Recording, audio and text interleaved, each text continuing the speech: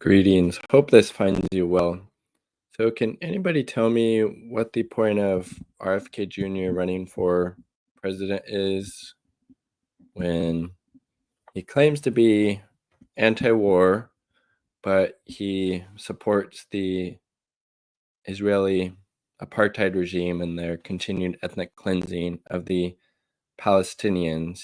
He's talking about, China is the boogeyman and the threat of Iran. That is the same shit you would expect from, a Republican or Democrat, but he's running as a independent. So, and he claims to be, about ending the forever wars, but then he's using this rhetoric around, starting having a new Cold War with China. So, like, again, can anybody tell me what is the actual point of his campaign? Do we know? Well, here he is talking about Israel and Palestine, and it's again not any different than what you would hear from Joe Biden or Anthony Blinken or somebody on Fox News or CNN or from somebody, in the Israeli government. But there's wars that are not wars of choice. And those kind of wars are like World War II. We were attacked at Pearl Harbor, and we need to respond. The Ukraine war is a war of choice. We shouldn't be in. Okay, he's right about that, and then this is where he goes completely off the rails. And we look for wars of choice. What's happening in Israel is not a war of choice. Oh my fucking Jesus Christ. Okay, Biden fucking Jr. It is a war of choice. Israel was literally created out of thin air in 1948. There was people there. It's called Palestine. Those people are Palestinians. 1948, 750,000 of them were ethnically cleansed from their lands. And they tried to come back. They were shot. And that process of disempowerment, of land theft, of murder, of imprisonment, of torture, indiscriminate bombing, the apartheid laws, that has been going on and continues to go on since then. That is a war of choice. You absolute either idiot or just being super disingenuous because he, has no moral backbone and thinks that in order to get elected, he's got to side with the oppressors here. Oh, I support Israel, and I'll tell you why. Israel is our oldest partner for 75 years. It's been our lead. He talks about the 75 years. He doesn't talk about that Israel was founded on the ethnic cleansing of the Palestinians who were removed from their homeland in order to create that Zionist state of Israel. Partner, it is critical to American national security in the Mideast. No, it's not. No, it's not. You know what would make the security of the U.S. a whole lot safer is that if we weren't supporting the settler colonial apartheid state of Israel. Okay? Use that $4 billion in military aid we give to them. Use that for humanitarian purposes, either in the Middle East, here, anywhere else. That would create a lot more safety. Fucking dummy. It's the only democracy in the Mideast. And it is Fucking talking about it's a democracy. If an Israeli person marries an Arab, that Arab person married to the Israeli, they aren't able to move in with them. They have an apartheid state. That's democracy to RFK Jr. served a purpose for it. It's like almost like an aircraft carrier in the Mideast for us. The alliance is so close. It's completely surrounded by nations that are not only hostile to Israel, but a lot of them are hostile to the United States. The biggest oil producers in the world, Iran, which is in league with China. Look at that, Iran in league with China.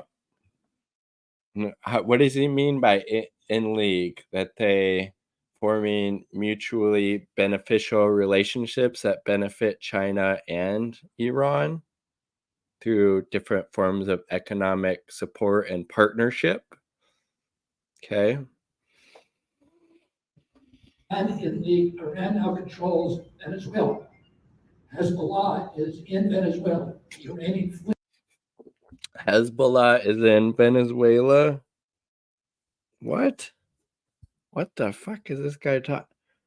So now he's talking shit about China, Iran, Venezuela.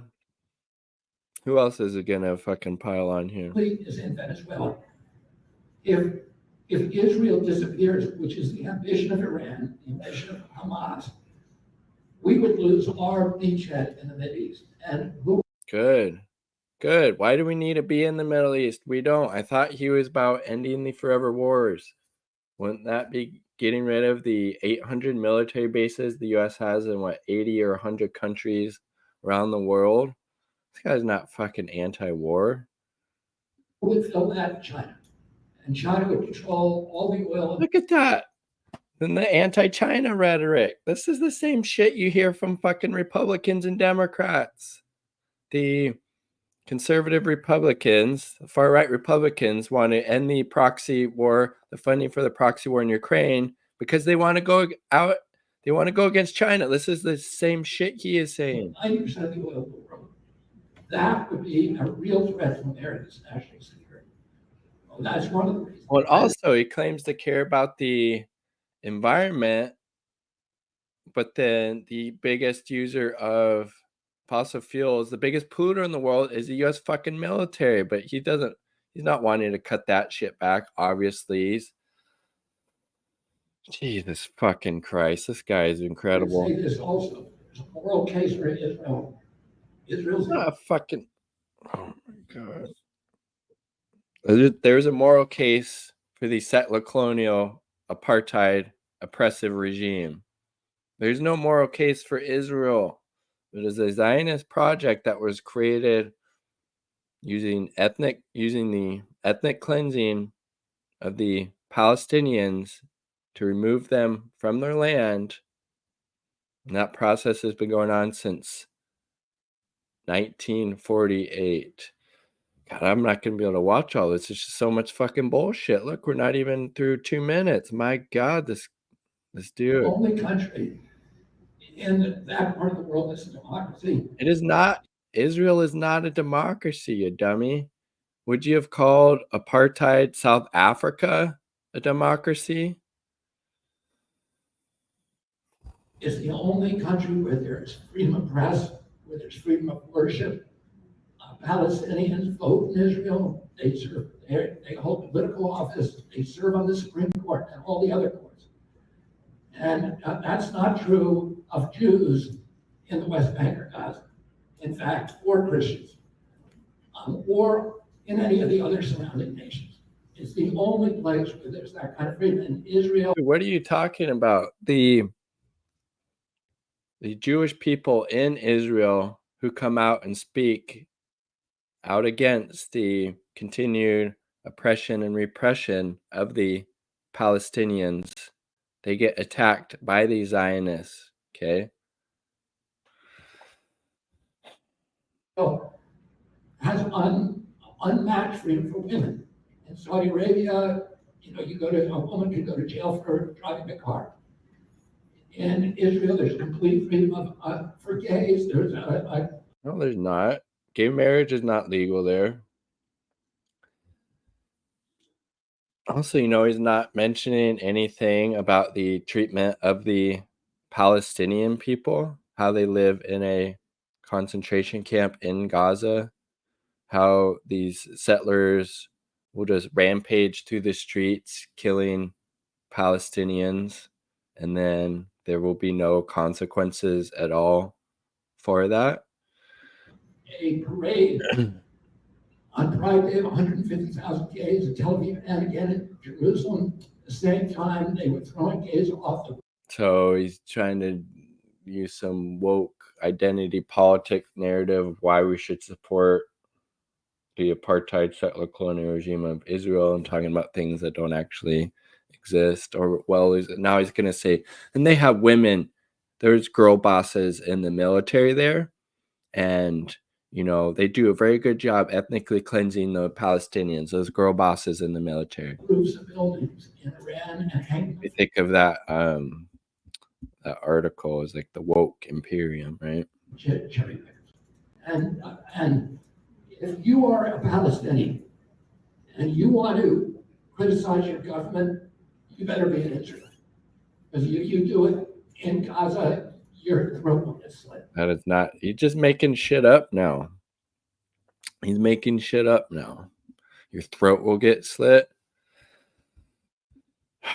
Jesus fucking Christ, this guy, okay, maybe one more minute, but so horrible. And again, he claims to be anti-war, ending the forever wars, claims to support the environment. It's all complete fucking bullshit.